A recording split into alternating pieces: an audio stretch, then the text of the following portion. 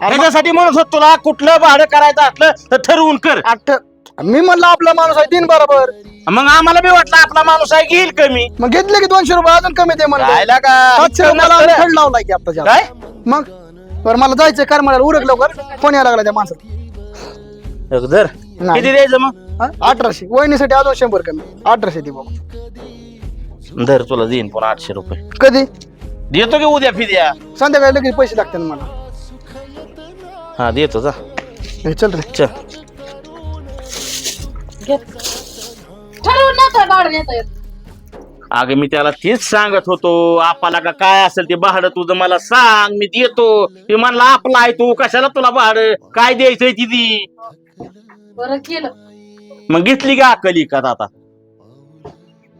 आपला आपला आणि केसाने गळा कापला